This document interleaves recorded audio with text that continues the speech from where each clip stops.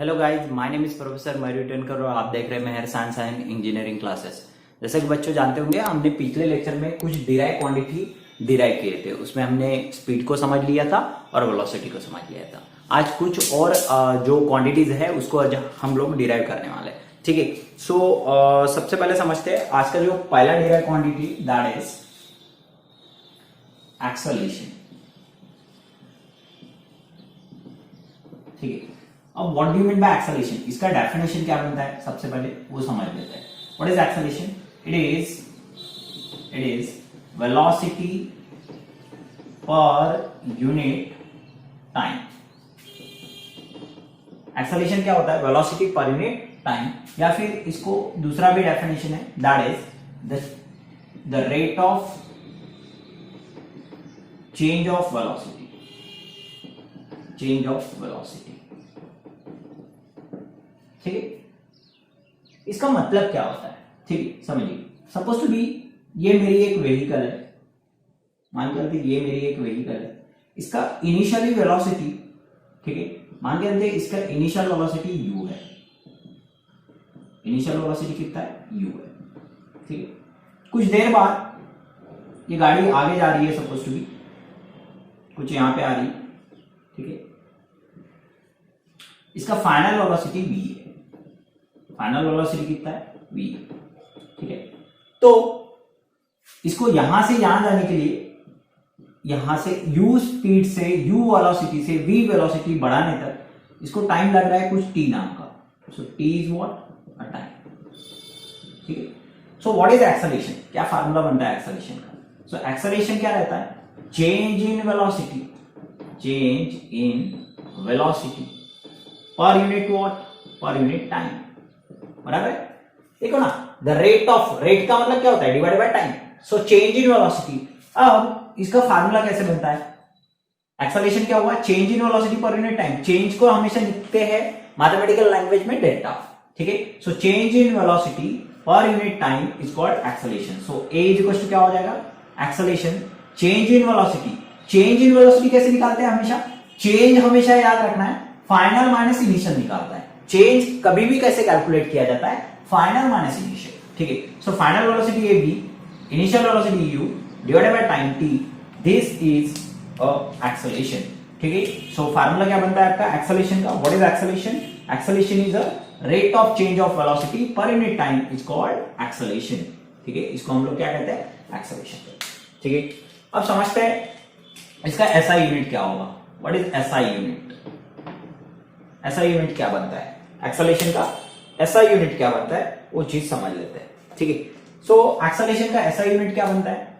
अगर मैं मान के चलता हूं, वेलोसिटी का जो यूनिट है क्या है? वेलोसिटी का unit that is metre per second. Okay, और टाइम का यूनिट क्या है? सेकंड। सो क्या बनेगा? मीटर, ये सेकंड नीचे आ जाएगा। सो metre per second square is a unit of what? Acceleration. ये क्या यूनिट है? एक्सेलरेशन का यूनिट है। ठीक है, अब समझते हैं कि एक्सेलरेशन का जो वैल्यू है, एक्सेलरेशन का वैल्यू जो है वो कभी जीरो भी हो सकता है, कभी पॉजिटिव भी हो सकता है, कभी नेगेटिव भी हो सकता है। और कब होता है और कैसे होता है? ठीक है, जैसे आप सपोज टू बी एक मोटरसाइकिल या एक गाड़ी चला रहे हो, कार चला रहे हो आप। ठीक है, जैसे मैं यहाँ पे एक एग्जांपल की मदद से यहाँ पे आपको समझा देता हूँ। आप सपोज टू बी एक कार चला रहे हो और आपका इनिशियल वेलोसिटी मान के चलते हैं 10 मीटर पर सेकेंड है, और कुछ देर बाद आपने वेलोसिटी बढ़ा दिया, 50 मीटर पर सेकंड हो गया, और यहां से यहां जाने के लिए आपको 2 सेकंड लगा। मतलब इतनी स्पीड बढ़ाने के लिए आपको कितना सेकंड लगा? 2 सेकंड लगा। ठीक है, आपने एक्सेलरेटर पे पैर दबा दिया, 10 मीटर पर सेकंड से चल रही थी, कहां पे पहुंच गई? 50 मीटर पर सेकंड पे पहुंच गई आपकी व्हीकल या फिर जो भी आपकी कार। कितना टाइम लगा? 2 सेकंड। तो यहाँ पे एक्सेलरेशन क्या बनता है? v minus you divided by T. बराबर है, यही फार्मूला है।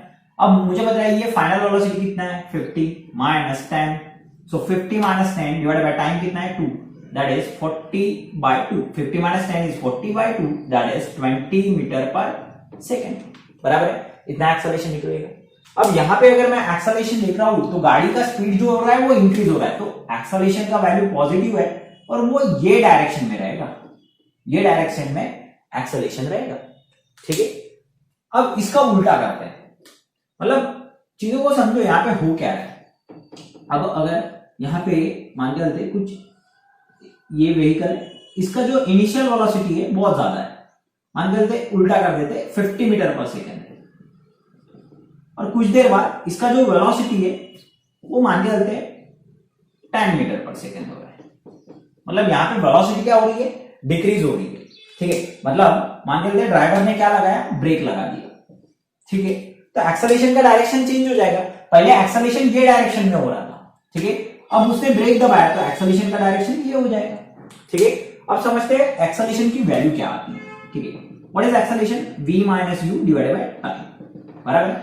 सो v कितना है, फाइनल वेलोसिटी है आपका 10, इनिशियल वेलोसिटी है 50 minus 50 divided by time is 2 second. यहां से यहां जाने के लिए भी उसको जो टाइम लग रहा था वो 2 सेकंड दी। ठीक है, तो 10 माइनस 50 कितना होगा, 40/2, और इसका आंसर क्या आने वाला है, -20 metre per second square. Okay, metre per second square correct है, इसका भी unit metre per second square ही आएगा। तो यहाँ पे अगर एक्सेलरेशन देख रहे हो तो इसका वैल्यू क्या आ रहा है, नेगेटिव आ रहा है। ठीक है, तो मतलब आपको समझ आया है क्या, वैल्यू जो है वो कब पॉजिटिव होगा कब नेगेटिव होगा। मतलब अगर आपका स्पीड इंक्रीज होता है, या देखिए यहाँ पे स्पीड क्या हो रहा था, इंक्रीज हो रहा था, पहले 10 मीटर पर सेकंड था, फिर 50 मीटर पर सेकंड हुआ। तो स्पीड जब इंक्रीज होता है, जब स्पीड इंक्रीज होता है तब आपका वैल्यू क्या आएगा, पॉजिटिव। एक्सेलरेशन का वैल्यू क्या है, देखिए ना यहाँ पे वैल्यू क्या है, पॉजिटिव है। और स्पीड जब डिक्रीज हो जाती है, स्पीड या फिर वेलोसिटी जब डिक्रीज हो जाती है, तो आपका आंसर क्या आने वाला है, नेगेटिव। ठीक है, देखिए यहाँ पे आंसर क्या आएगा, नेगेटिव आ गया। ठीक है, सो ये जो नेगेटिव एक्सेलरेशन होता है इसको हम लोग रिटार्डेशन भी कहते हैं, ये चीज आपको याद रखनी है। ठीक है, इसको ही हम लोग क्या कहते हैं, रिटार्डेशन, जहां पे स्पीड क्या हो जाती है, डिक्रीज, वेलोसिटी क्या हो जाती है, डिक्रीज हो जाती है, और आपका एक्सेलरेशन का वैल्यू क्या आता है, नेगेटिव आता है। ठीक है, सो ये चीज समझ गई आपको। अब समझते हैं आपका जो एक्सेलरेशन है वो स्केलर क्वांटिटी है या वेक्टर क्वांटिटी है। अब मुझे सबसे पहले चीज ये बताइए कि एक्सेलरेशन का वैल्यू जो है वो काय पे डिपेंड कर रहा है, वेलोसिटी के ऊपर। ठीक है, क्योंकि change in velocity per unit time, और वेलोसिटी जो है वो वेक्टर क्वांटिटी है।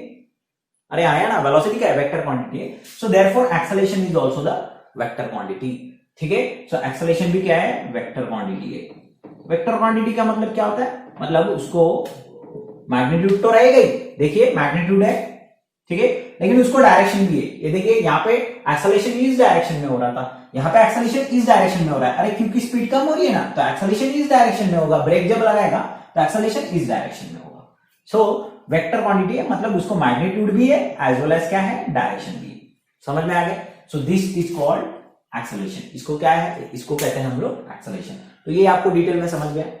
अब चलते हैं नेक्स्ट टॉपिक के ऊपर, दैट इज फोर्स को समझते हैं। फोर्स क्या होता है,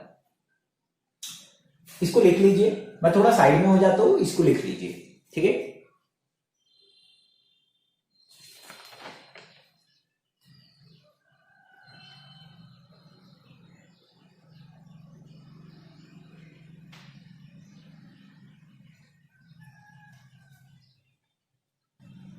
हाँ, तो गाइस आपने लिख लिया होगा। मैं आगे बढ़ता हूं नेक्स्ट टॉपिक के ऊपर, दैट इज फोर्स। अभी समझते हैं हम लोग फोर्स क्या होता है।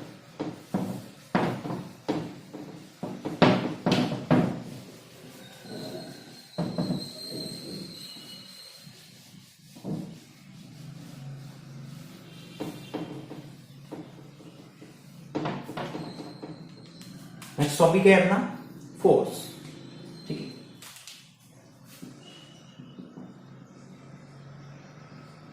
फोर्स क्या होता है, it is a quantity which tends to change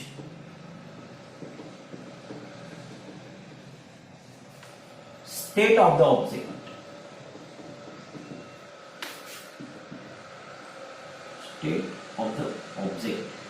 एक ऐसा क्वांटिटी है जो स्टेट ऑफ द ऑब्जेक्ट को चेंज करे। मतलब अगर आपका ऑब्जेक्ट अगर रेस्ट में है तो उसको मोशन में लाने का काम करता है, या फिर अगर मोशन में है तो उसको रेस्ट में लाने का काम करता है। वो जो क्वांटिटी होता है उसे हम लोग कहते हैं फोर्स। ठीक है, so what is force, it is a quantity which tends to change the state of the object. जैसे मान करते ये आपका एक बॉल, ठीक है, सपोज दिस इज बॉल।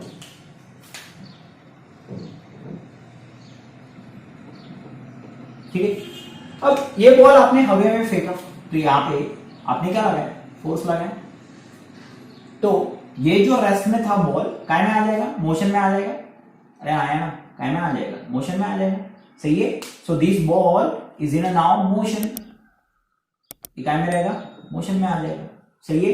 सो यहाँ पे आपने क्या लगाया, कौन सा क्वांटिटी लगाया, दैट इज कॉल्ड फोर्स, ठीक है। तो मतलब अपने ऑब्जेक्ट का क्या कर दिया, स्टेट चेंज कर दिया, पहले रेस्ट में था, फिर बाद में क्या में आ गया, मोशन में आ गया, तो इसी को हम लोग क्या कहते हैं, फोर्स कहते हैं।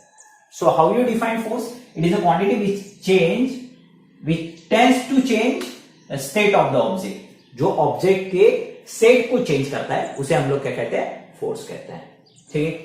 अब आगे दिए, क्या फोर्स को निकालने का कोई फार्मूला भी है, हाँ जरूर एक फार्मूला है, that is Newton's second law of motion.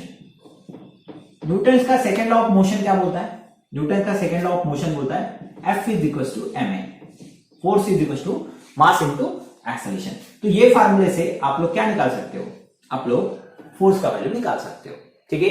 मतलब जैसे आपको अगर मास ऑफ ऑब्जेक्ट पता है, ठीक है, इसका मास पता है और इसका कितना एक्सेलरेशन हो रहा है, जब इस पे फोर्स लगा रहे हो तो कितना एक्सेलरेशन हो रहा है, ठीक है। So force into mass, sorry mass into acceleration is called force, इसको ही हम लोग क्या कहते हैं, फोर्स कहते हैं, ठीक है। अब इस समझते हैं इसका एसआई यूनिट क्या होता है, मुझे बताइए, मास का यूनिट क्या है, केजी, एक्सेलरेशन का यूनिट क्या है, metre per second square. So KG metre per second square is called unit of, SI unit of what, force, या फिर इसी को हम लोग कहते हैं न्यूटन, इसी को हम लोग क्या कहते हैं, न्यूटन कहते हैं, ठीक है। So what is SI unit of force, KG metre per second square या फिर न्यूटन, ठीक है।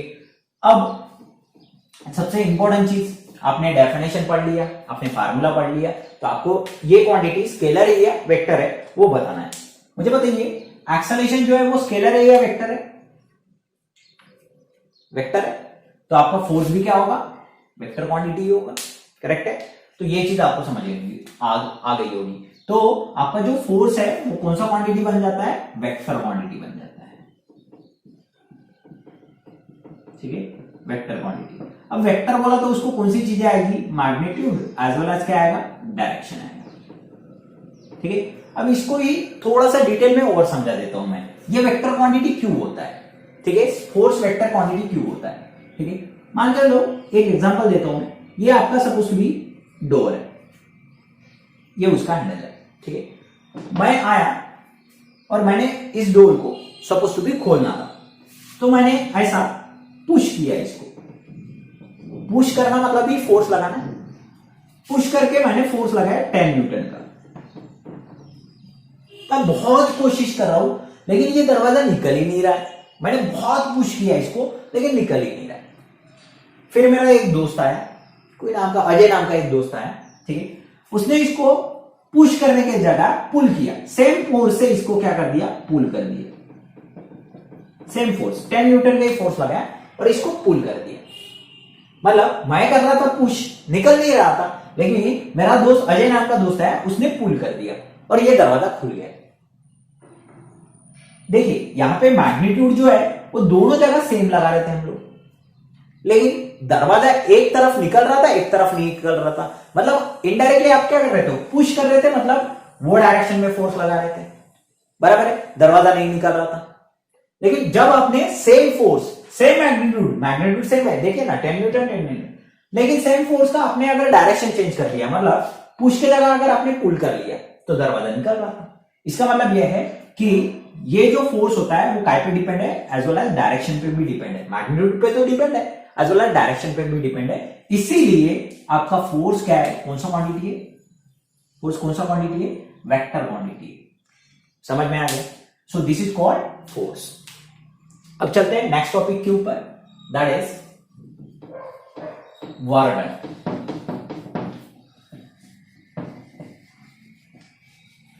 What do you mean by work done, क्या होता है वर्क डन, कोई बता सकता है? Yes, what is work done, बताइए वर्क डन क्या होता है। Third, that is work done. What is work done, It is a product of force into displacement. It is a product of force and displacement. ठीक है. सो अगर मान के चलते ये आपका एक ऑब्जेक्ट है, ठीक है, इस ऑब्जेक्ट के ऊपर आपने कुछ F नाम का फोर्स लगाया, ठीक है. तो ये ऑब्जेक्ट इधर से इधर क्या करने वाला है, मूव करने वाला है, कुछ इस डायरेक्शन में मूव कर जाएगा, ठीक है. सपोज इसने जो डिस्प्लेसमेंट किया वो S इतना डिस्प्लेसमेंट किया, तो आपका वर्डन कितना हुआ, work done is force dot S. Work done is what, force into displacement, ठीक है.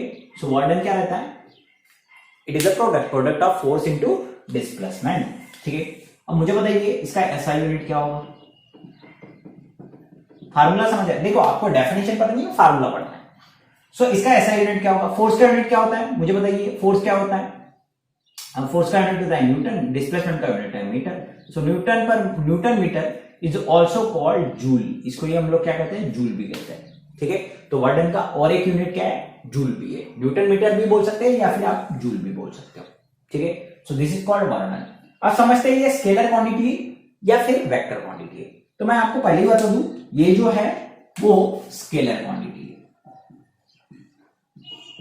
अब बात ये आती है कि ये क्यों स्केलर क्वांटिटी है, क्योंकि सर आप तो ये पूछ रहे सर ये तो वेक्टर क्वांटिटी है, फोर्स जो है वो वेक्टर क्वांटिटी है, तो वर्डन कैसे स्केलर क्वांटिटी हुआ. तो बच्चों एक चीज याद रखिए, ये हम लोग सेकंड यूनिट में भी पढ़ने वाले हैं. अगर आप लोग दो वेक्टर का अगर डॉट प्रोडक्ट करते हो, दिस इज व्हाट, यहां पे मैंने बीच में क्या दिया है, डॉट दिया है. सो दो प्रोडक्ट का अगर आप डॉट प्रोडक्ट करते हो तो आपका जो आंसर मिलेगा वो स्केलर मिलेगा, स्केलर क्वांटिटी मिलेगा. कौन सा क्वांटिटी मिलेगा, स्केलर क्वांटिटी. कौन सा प्रोडक्ट मैंने बोला, dot product. This is what, dot product. ये सेकंड यूनिट में हम लोग डिटेल में पढ़ने वाले हैं, अभी मैं डिटेल में नहीं समझाता हूं, खाली इतना समझिए कि अगर दो प्रोडक्ट, ये देखिए ये दो वेक्टर है, ठीक है, या मान के चलते एक वेक्टर है या दो वेक्टर है, displacement is also the vector, मान के चलते ये भी वेक्टर ही है, करेक्ट है, हमने पढ़ चुके हैं. ये दो वेक्टर का अगर आप डॉट प्रोडक्ट करते हो तो आपका जो आंसर आएगा वो क्या आएगा, स्केलर क्वांटिटी आएगा. वही अगर आप लोग क्रॉस प्रोडक्ट अगर करते हो, सेकंड यूनिट में हम लोग पढ़ने वाले हैं, मतलब एक क्रॉस बी करते हो तो इसका आंसर जो है वो सी वेक्टर आएगा, ठीक है. सो ये क्या आएगी, वेक्टर क्वांटिटी आएगी. मतलब दो वेक्टर का अगर आपने डॉट प्रोडक्ट किया तो आंसर स्केलर, दो वेक्टर का अगर आपने क्रॉस प्रोडक्ट किया तो आंसर वेक्टर. समझ में आया. सो मुझे बताइए वर्डन क्या है, डॉट प्रोडक्ट है, तो आंसर क्या होगा, स्केलर क्वांटिटी. कौन सा क्वांटिटी है ये, स्केलर क्वांटिटी है. समझ में आ गया, ठीक है. इसको भी नोट डाउन कर लीजिए, कर लिए. बढ़ते हैं नेक्स्ट टॉपिक की ओर. वर्डन के बाद समझते हैं हम लोग व्हाट इज एनर्जी. आज हम लोग कुछ डिराइव क्वांटिटी कंप्लीट कर लेने वाले हैं, जितने भी हो सकते हैं उतने क्वांटिटी में कंप्लीट करा के दे देता हूं. बाद में हम लोग सप्लीमेंट्री यूनिट के बारे में नेक्स्ट वीडियो में जरूर पढ़ेंगे, ठीक है. सो नेक्स्ट क्वांटिटी मान लेते हैं, नेक्स्ट क्वांटिटी है आपका energy. What is energy, capacity to do work, ठीक है. इसका डेफिनेशन क्या बोलता है, कैपेसिटी टू डू वर्क, ठीक है. मतलब आपके अंदर कितनी कैपेसिटी है कि आप लोग क्या कर सको, वर्क कर सको, उसी को हम लोग क्या कहते हैं, एनर्जी कहते हैं, ठीक है. सो अब इसका कोई फार्मूला तो नहीं है, एसआई यूनिट क्या होता है वो समझ लेते हैं. जैसे मैंने तुम्हें बताया कैपेसिटी टू डू वर्क, जैसे मैं अभी वर्क कर रहा हूं तो मेरे में क्या है, कैपेसिटी आ गई, तो किसके कारण आई, क्योंकि मेरे पास क्या थी, एनर्जी थी. तो इसका यूनिट क्या बनता है, सेम यूनिट है, दैट इज जो वर्क का होता है, दैट इज जूल. क्या यूनिट होता है, joule. So this is called energy. इसको ही हम लोग क्या कहते हैं, एनर्जी कहते हैं, ठीक है. अब वैसे तो देखा जाए बहुत टाइप की एनर्जी होती है, लेकिन हम लोग थोड़ा सा दो प्रकार की एनर्जी की मैं थोड़ा सा बात कर लेता हूं. एक सिंपल सा एग्जांपल आपको बताता हूं, उससे आपको ये समझ आ जाएगा. और ये एग्जांपल ही हमेशा याद रखिए. मान लेते हैं ये आपका एक बड़ा सा एक दीवार है, कुछ हाइट h इतना है इसका, ठीक है. और यहां पे ना ऊपर साइड में आपने एक टंकी रख दी है, पानी की टंकी रख दी है, ठीक है. पानी की टंकी रखी है, इसके अंदर क्या है आपका पानी, इसके अंदर क्या है आपका पानी, दिस इज व्हाट वाटर। अब मान लेते इनिशियली आपका वॉल बंद था, ये वॉल है, वॉल आपका बंद था, लेकिन वॉल बंद था तो इसमें जो है वो एनर्जी स्टोर थी, ठीक है, इस वाटर के अंदर एनर्जी जो है वो स्टोर्ड थी, स्टोर्ड फॉर्म में थी, ठीक है। जो एनर्जी स्टोर्ड फॉर्म में रहती है उसको पोटेंशियल एनर्जी कहते हैं। मैं दो टाइप की एनर्जी यहां समझाने वाला हूं, पोटेंशियल और काइनेटिक। सो पोटेंशियल एनर्जी कहते हैं जब कभी भी कोई भी चीज स्टोर्ड फॉर्म में होती है तो उसमें कौन सी एनर्जी होती है, पोटेंशियल एनर्जी होती है। और पोटेंशियल एनर्जी का फार्मूला होता है mgh। क्या फार्मूला होता है, mgh, ठीक है, mass into acceleration due to gravity into height. इसको भी हम लोग आगे चल के इसी यूनिट के अंदर प्रूव भी करने वाला है, तो फिलहाल इतना ही ध्यान रखिए कि पोटेंशियल का फार्मूला क्या होता है, mgh, ठीक है। अब नेक्स्ट टॉपिक समझते हैं हम लोग, काइनेटिक एनर्जी क्या हो जाती है। जब देखो अब आपका वॉल बंद था तो पानी क्या था, स्टोर था, जैसे ही वॉल आपने ओपन किया पानी कहां निकलेगा, बाहर की तरफ निकलेगा, करेक्ट है। तो पानी बाहर की तरफ जब निकलेगा तो पोटेंशियल एनर्जी धीरे धीरे कम होगी और इस पानी का क्या हो जाएगा, वेलोसिटी बढ़ जाएगा, मतलब पानी जो है वो मोशन में आ जाएगा। तो जब कभी भी कोई चीज मोशन में आ जाती है तो मोशन के कारण जो एनर्जी होती है उसको हम लोग कहते हैं काइनेटिक एनर्जी। कौन सी एनर्जी कहते हैं, काइनेटिक एनर्जी। मतलब स्टोर्ड होने के कारण, मतलब किसी भी ऑब्जेक्ट के अंदर कुछ चीज अगर स्टोर्ड रहती है तो उसके पास कौन सी एनर्जी, पोटेंशियल एनर्जी। लेकिन जब कोई भी ऑब्जेक्ट मोशन में आ जाती है तो उसके पास कौन सी एनर्जी हो जाती है, that is called kinetic energy. और काइनेटिक एनर्जी का फार्मूला क्या बनता है, काइनेटिक एनर्जी का फार्मूला बनता है 1/2 mv²। So this is the formula for what, kinetic energy. जैसे ही ये पानी काय में आ जाएगा, जैसे ही वॉल आपने ओपन किया, यहां से क्या निकलना स्टार्ट हो जाएगा, वाटर ऐसा निकलना स्टार्ट हो जाएगा, करेक्ट है। तो आपकी कौन सी एनर्जी मिलेगी आपको, काइनेटिक एनर्जी। और अगर स्टोर्ड फॉर्म में तो कौन सी एनर्जी मिलेगी, पोटेंशियल एनर्जी मिलेगी, सही है। अब यहाँ पे आप लोग law of conservation of energy भी थोड़ा सा समझ सकते हो, ये चीज आपने 9th में 8th 9th 10th में पढ़ लिए होंगे। What is law of conservation of energy, energy neither be created nor be destroyed, only one form of energy is converted into another form। मतलब टोटल एनर्जी हमेशा कैसी रहती है, कांस्टेंट रहती है। ये चीज आपको पता होगी, law of conservation of energy. Total energy क्या होती है, kinetic energy plus potential energy. मतलब जैसे जैसे देखो टोटल एनर्जी हमेशा कैसी रहेगी, कांस्टेंट ही रहेगी। जैसे जैसे आपको देखो धीरे धीरे यहाँ पे जैसे ही मैंने वॉल ओपन किया, पोटेंशियल एनर्जी क्या होती जाएगी, कम होती जाएगी, और कौन सी एनर्जी बढ़ती जाएगी, काइनेटिक एनर्जी बढ़ती जाएगी। लेकिन टोटल एनर्जी हमेशा क्या रहती है, कांस्टेंट रहती है, ठीक है।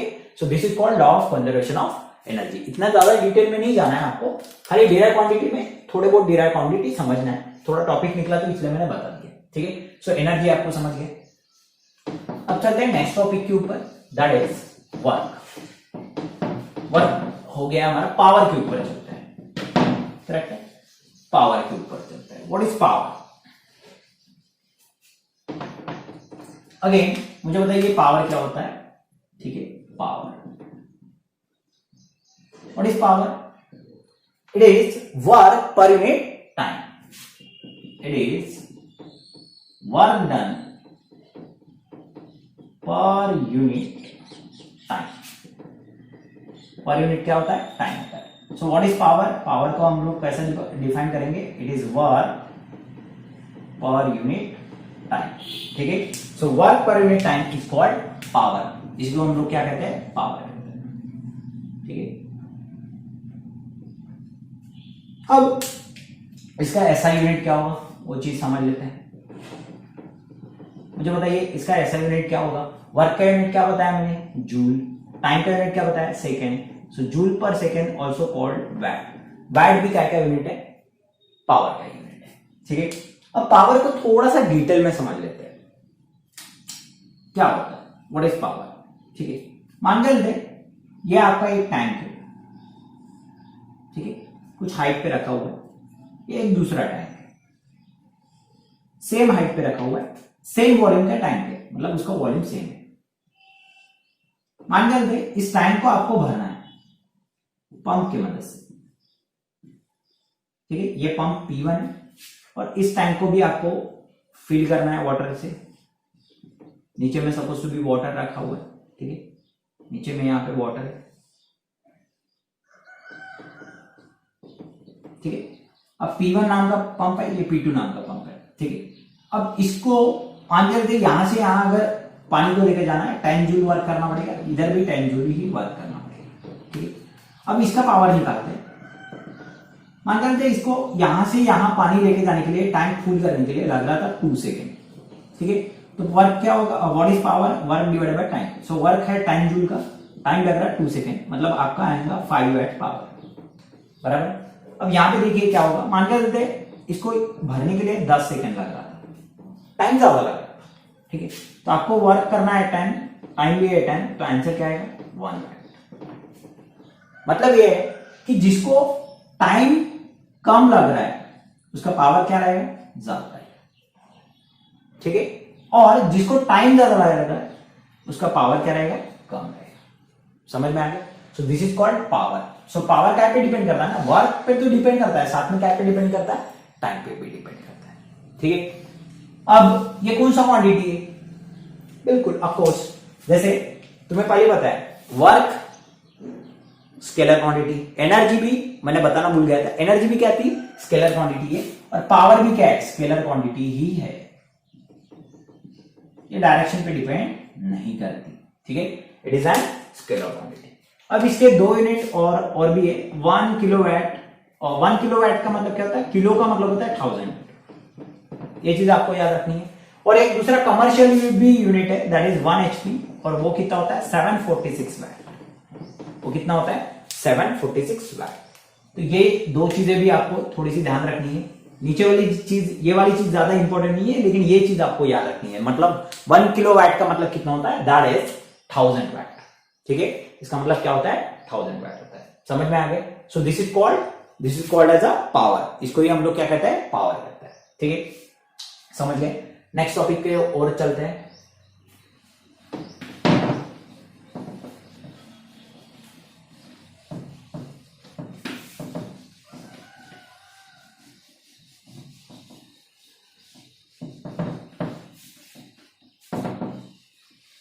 बहुत लोगों को एक छोटे सी चीज के बारे में डिफरेंस नहीं पता होता है, ठीक है। उस चीज के बारे में थोड़ा सा डिफरेंस समझ लेते हैं, क्या क्या चीजें होती है वो आपको डिटेल में समझ आ जाएगा, ठीक है। आपको क्या मास और वेट में डिफरेंस पता है, ये मैं थोड़ा सा बताना भूल गया था, इसलिए मैं अभी कवर कर लेता हूं। क्या आपको मास और वेट में डिफरेंस पता है, ठीक है। What is mass, what is weight. Mass क्या होता है, it is a amount of matter contained in the body। एक पर्टिकुलर बॉडी के अंदर कितना कंटेंट है, कितना मैटर है, ठीक है। सो दैट इज कॉल्ड मास। जैसे मान के चलते ये एक बंदा है, इसका मास जो है वो 50 kg, इसका मास कितना है 50 kg। व्हाट इज दैट 50 क्या है, 50 is a mass.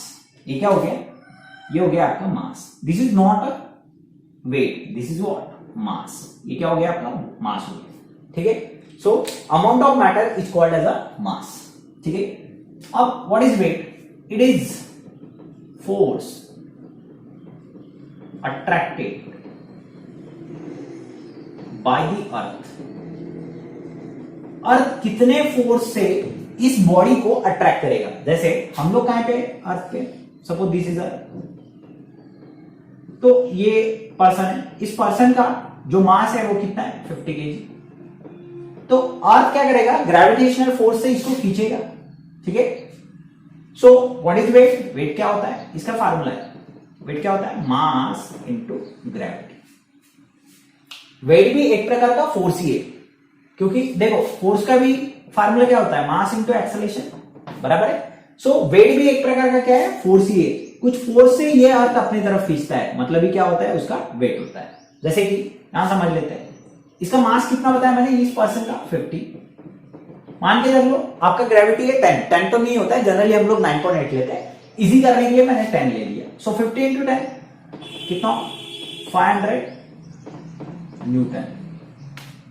So this is what, weight, इसको हम लोग क्या कहते हैं, वेट कहते हैं। तो ये चीज आपको याद रखनी है। What is mass? Mass is what? It is a amount of quantity, it is a amount of matter content in the body, ठीक है।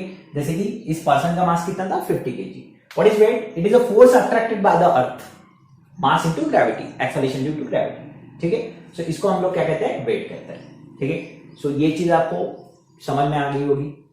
बढ़ते हैं नेक्स्ट टॉपिक की ओर। नेक्स्ट टॉपिक है आपका, दैट इज मोमेंटम। ये चीज में बहुत लोगों को थोड़ा सा कंफ्यूजन जाता है मोमेंटम के बारे में, ठीक है। तो मोमेंटम के बारे में थोड़ा सा स्टडी कर लेते हैं। What is momentum?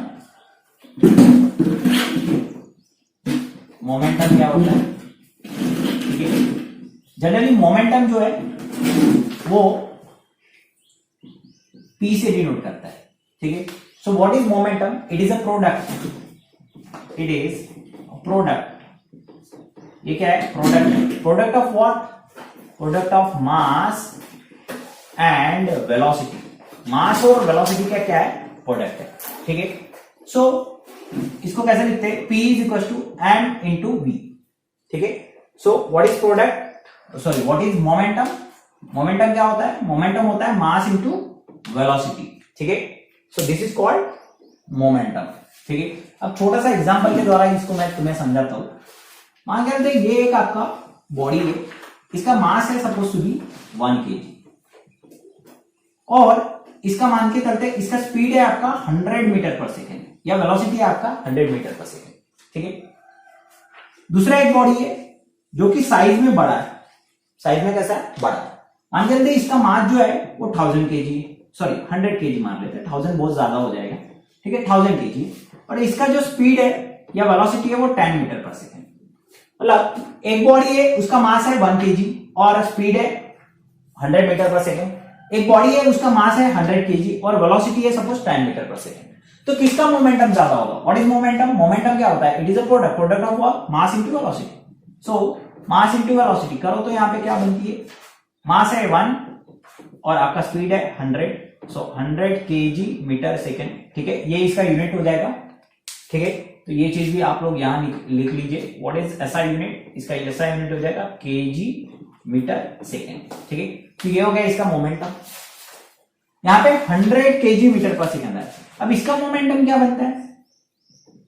100 multiply by 10 मतलब 1000 kg मीटर सेकेंड, बराबर। अब देखिए किसका मोमेंटम ज्यादा आया, पहले बॉडी का मोमेंटम या दूसरे बॉडी का? दूसरे बॉडी का मोमेंटम ज्यादा है। मतलब अगर आपका मास ज्यादा हो जाता है तो आपका मोमेंटम भी क्या हो जाता है? बढ़ जाता है, ठीक है। सो दिस इज कॉल्ड मोमेंटम। अब समझते हैं ये स्केलर क्वांटिटी है कि वेक्टर क्वांटिटी है। मुझे बताइए वेलोसिटी कौन सी क्वांटिटी है? वेक्टर क्वांटिटी है, ठीक है। सो आपका मोमेंटम भी कौन सा क्वांटिटी हो जाता है? वेक्टर क्वांटिटी हो जाता है। समझ में आ गया? सो मोमेंटम कौन सा क्वांटिटी है? Vector quantity. This is what? Vector quantity, ठीक है। कौन सा क्वांटिटी है? Vector quantity. तो ये चीज आपको समझ में आ गई होगी, ठीक है। तो मोमेंटम को थोड़ा सा लिख लीजिए। बढ़ते हैं नेक्स्ट टॉपिक की ओर। का नेक्स्ट टॉपिक है डेंसिटी। नेक्स्ट टॉपिक कौन सा है आपका? डेंसिटी, ठीक है। सो डेंसिटी को कवर कर लेते हैं, उसके बाद और एक क्वांटिटी पढ़ते हैं, दैट इज प्रेशर। जो भी नंबर था वो नंबर डाल दीजिए, दैट इज डेंसिटी। डेंसिटी को जनरली रो से डिनोट करते हैं। कैसे डिनोट करते हैं? रो, आर ओ डब्ल्यू, ठीक है, रो से डिनोट करते हैं। What is density? It is a mass per unit volume. Mass per unit volume is called density. इसको ही हम लोग क्या कहते हैं? डेंसिटी कहते हैं। So density is what? Mass per unit volume, ठीक है। अब इसका SI यूनिट समझते हैं। SI यूनिट क्या होगा? What is unit of mass? It is a kg। और वॉल्यूम का यूनिट क्या होता है? Metre cube. So kg per metre cube is a unit of density. क्या क्या यूनिट हो जाता है? डेंसिटी का, ठीक है। अब थोड़ा सा अगर एग्जैक्टली मैं डेंसिटी को अगर समझना चाहता हूं तो एक मैं एग्जांपल बताता हूं आपको, वो चीज को समझिए। जैसे मैं यहाँ पे एक चीज का आपको डेंसिटी निकाल के बताता हूँ, वाटर का डेंसिटी आपको निकाल के बताता हूँ, ठीक है। मान के चलते ये मेरा एक कंटेनर है, क्यूब टाइप का कंटेनर है, क्यूबिक कंटेनर है, ठीक है। मान के चलते इसका लेंथ 1 मीटर है, इसका ब्रेथ भी 1 मीटर है और इसका हाइट भी 1 मीटर है। मतलब वॉल्यूम क्या हो जाएगा, length into breadth into height, मतलब 1 metre into 1 metre into 1 metre, that is 1 metre cube, ठीक है। और इसके अंदर, इस टैंक के अंदर आपने अगर 1000 kg का 1000 kg इतना ही वाटर आता है। मतलब आपका अगर वॉल्यूम अगर 1 मीटर क्यूब है, 1 मीटर क्यूब का अगर आपका टैंक है तो उसके अंदर कितना आप वाटर डाल सकते हो, 1000 kg का वाटर डाल सकते हो। तो what is density of water, water की डेंसिटी क्या हो जाएगी, मुझे बताओ कितना मास डाले, मास है आपका 1000 और आपका वॉल्यूम कितना है 1 metre cube, so 1000 by 1 is an 1000 kg per metre cube. मतलब यह है कि आप जब कभी भी 1 मीटर क्यूब इतनी अगर आपने टैंक ली तो उसके अंदर कितना आप वाटर डाल सकते हो, दैट इज 1000 kg इतना वाटर आप उसके अंदर डाल सकते हो। इसलिए वाटर का डेंसिटी कितना है, व्हाट इज वाटर का density, that is 1000 kg per metre cube, ठीक है। ये चीज समझ आ गई। नेक्स्ट, सपोज मान के चलते आपने इसको वाटर की जगह यहां आपने मर्क्यूरी डाल दिया, क्या डाला, मर्क्यूरी डाला, तो कितना मर्क्यूरी का होता है, डेंसिटी कितना होता है मर्क्यूरी का, तो 3600, ठीक है, 13600 kg per metre cube is an water का डेंसिटी। ये क्या का डेंसिटी हो जाएगा, वाटर का डेंसिटी हो जाएगा। समझ में आ गया, मतलब कितना केजी वाटर जा सकता है इस टैंक के अंदर। अगर आपका 1 मीटर क्यूब का अगर टैंक है तो उसके अंदर कितना केजी आप लोग ये डाल सकते हो, वाटर डाल सकते हो, सॉरी मर्क्यूरी डाल सकते हो, दैट इज 13600। इतना अमाउंट ऑफ आप क्या डाल सकते हो, इतना अमाउंट ऑफ मास का आप क्या डाल सकते हो, मर्क्यूरी डाल सकते हो इस टैंक के अंदर, ठीक है। सो मर्क्यूरी का डेंसिटी कितना होता है, that is 13600 kg metre cube. आप जाके जब कभी भी आप पेट्रोल पंप पे जाओगे तो वहां पे पेट्रोल और डीजल का भी डेंसिटी जरूर देख के आइए, ठीक है। वो चीज जरूर नोट कीजिए कि डीजल का कितना होता है डेंसिटी और आपके पेट्रोल का कितना डेंसिटी होता है। तो डेंसिटी आपको समझ आ गया।